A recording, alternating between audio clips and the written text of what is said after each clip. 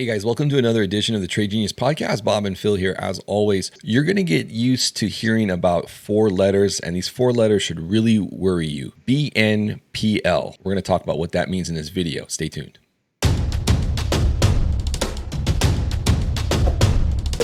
Trade Genius. Hey guys, I'm gonna tell you something that we do that really will change the way in which you look at trading and also absolutely help you increase your profitability and how much money you make. It's the Trade Genius newsletter. We put the newsletter out Sunday night through Thursday night, and this really looks at the plumbing of the markets and helps prepare you for the next trading day and help you make money. And we give you a lot of information. We give you market statistics, we give you market levels, we give you the seasonality, what's happening with different sectors of the market, and we will help you identify whether the market's in a bear mode or a bull mode, or whether it's euphoric, whether it's despondent, and it just puts you in a position to be on the right side of the trade. So take advantage of our offer that we have below, and you'll love it. I mean, one trade that you make with this thing can pay for definitely a month, maybe even a year's worth of service. It's that powerful. Use promo code PODCAST for 15% off the retail price of newsletter. Thanks for listening. All right, Bob, tell us about BNPL. What does that mean? Should be BNPN, buy now, pay never. It's really buy now, pay later kind of loans here. I don't know if you see them cropping up everywhere, Phil. I mean, even the craziest thing, I went online to buy something and said, hey, you can click here and we'll automatically give you monthly payments. And the thing was like $29. Yeah. And I think right now people are, they're out of dough, Phil, yeah. And people are trying to maintain a lifestyle, and it's getting scary. It is. And they're hitting you up as you check out everywhere. It doesn't matter if you're at Home Depot or Target or wherever, they're hitting up the consumer hard for these loans, and the terms aren't favorable. They're just getting people in a vulnerable position, which is unfortunate. But the graphs that we have that go along with this narrative are telling and quite scary. And I think it goes into or plays into how we've been talking to the audience about how, hey, the economy is stalling. Recession is very much likely in the second half of the year. But look at some of these numbers. I mean, it's just like mental. We wouldn't be talking about this if it was just a new scheme. I mean, it's up almost 100%, Phil. Madness. It is absolute madness. And look at these moves here. And, and food prices aren't coming down and restaurant prices aren't coming down, but people now are trying to do everyday living on this stuff. And it's insane. And I think you have the chart to show what people are buying with this stuff. Yeah. So not only do we have this chart here, which just shows you that the amount of these buy now, pay later loans are going parabolic. We're at 8 billion now for Q4 of 2021 or into the end of 2021. This was the last data that was pulled. You can rest assured that number probably hasn't come down. But yeah, if you look at what people are buying with this stuff, they're not going to Disney World. This is just the absolute necessities here. Clothing, shoes, accessories tops the list. And I think that's probably going to continue because the consumer has stalled.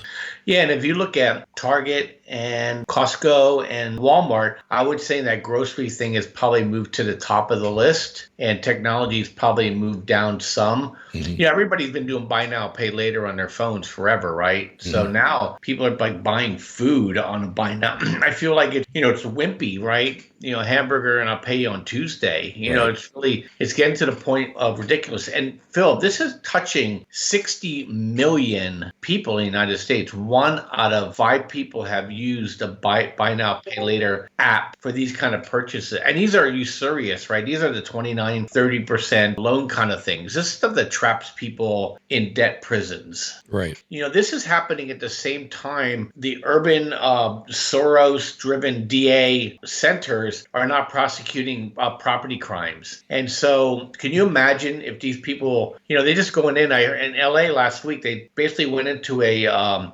convenience store and emptied it of everything, just emptied it. 100 people went in there, took everything out of there. It's one of those gas station convenience stores, just strip mined it. And you're going to get to the point now where, there's going to be counties and cities that aren't going to enforce property crimes, that stores are literally going to leave. Yeah. And now people are going to have to okay, how do I get out to these places, to get my stuff? Because, gas stations will leave too. Everybody's going to leave. Right. And, I could foresee here in the next year or two, and I think it's already happening. We just don't hear about it because, the censorship of the news. is I can't imagine that UPS and Prime Delivery don't go into certain neighborhoods because they probably would get their trucks just emptied, of goods. So there's going to be some food ghettos out there. I agree. And, I guess on one hand, you could say, well, those policies will mend themselves because when they realize they don't have anywhere to go to buy anything, they're going to wake up and start going back to actually having laws, enforceable laws. But it reminds me of that Kurt Russell movie from the 80s. What was it? Escape from LA. And that seems so dystopian. And then now it's kind of looks like that in certain areas, it's wild. I mean, look, everything has a consequence, and that's the problem with, today's left. They call it consequence-less policies. Well, no, there are consequences. First of all, we're paying more for everything. Mm-hmm. And then the people that don't commit the crimes in those neighborhoods are going to have nothing. You know what's going to happen? It's going to be like, in Japan, they basically, they come in with it's almost like a bank, and they just drop this thing in there, and then you have to pay. After you pay, they'll let you open up your little security box to get your food. And that's what's going to happen. You're not going to have any choice. It's not going to be any fun. It's almost like you're just going to walk up to a box. And Japan has it because they just don't have enough people. At the train stations, you pay and you get full meals, full groceries, full this. Right. Well, that's what's going to happen. There's going to be people behind security walls. You pay for it and they're going to put it in a box for you and then you're going to get it. And you're going to pay premium for that stuff. So guess who pays for that? You and I do, because most of these people are on SNAP. It's just going to raise the cost of food for people who can least afford it.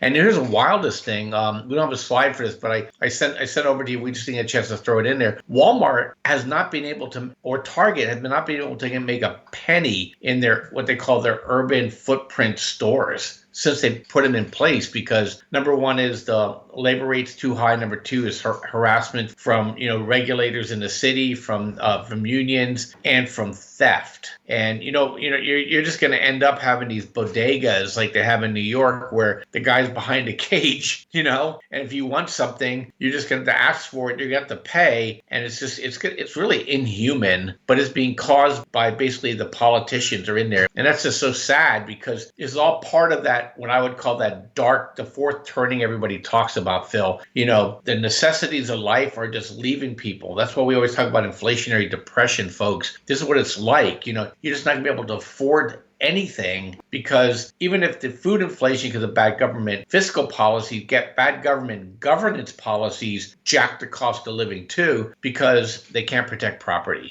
I totally agree. And I think too, touching back on the point of the cost of living, in this article, I don't have it up on a slide, but it mentioned how I think over year, if you were trying to have a nutritional food allowance for your household on a monthly basis, that used to run about $675 in groceries. It's now well over $1,000. So this inflation they're talking about, 6%, 5% year over year, 4% year over year is ludicrous, because what really matters is, your ability to eat well, I think. And that's up, 40% or more. So, and this is all ties back into that because, like you said, the theft and all this other stuff, these policies are really driving up the cost of running a business. And I think people too this is something to think about as we go into recession and why people are leaving the urban areas. Start looking for those areas that there's smaller communities that have a Home Depot, that have a Walmart. They're maybe an hour away from a city. Those areas, I'm willing to bet you, Bob, is that when we go into the 40% drawdown in real estate, those areas are going to fare very well. They're not going to see it because, real estate's a local thing, right? So some areas may suffer 40, 50% pullback. Other areas maybe only a 10 or 15% pullback. And I'm proposing that most people, if they're smart, are looking for those areas to relocate. Their dollar's going to go farther there from selling in higher populated areas. But as this progresses, until it gets better, you're better off out there, hour away from the city, but you have what you need. You can go out to eat. You have the Walmart, you have the Home Depot, may or may have a Target, may or may not have a Target, but usually that stuff's within a reasonable driving distance. But your quality of living, not worrying that somebody's going to break into your garage, is much better in these areas. Yeah, short blue, go long red real estate. Anyway, guys, let us know your thoughts on that. Pretty stark numbers here. I think it's going to basically tell us that what we already know, and that's the second half of the year is going to be troublesome. And so hopefully you guys are able to hedge up your portfolios and things like that. If you need help with kind of direction or daily type of decisions, feel free to join up. We talk about this stuff every day in the rooms, and also what we're positioning for as we move through the year. So thanks for watching. Please hit like and subscribe. Please smash that notification bell too. That really helps out our channel. Bob, thank you for the data. We'll see you guys on the next video.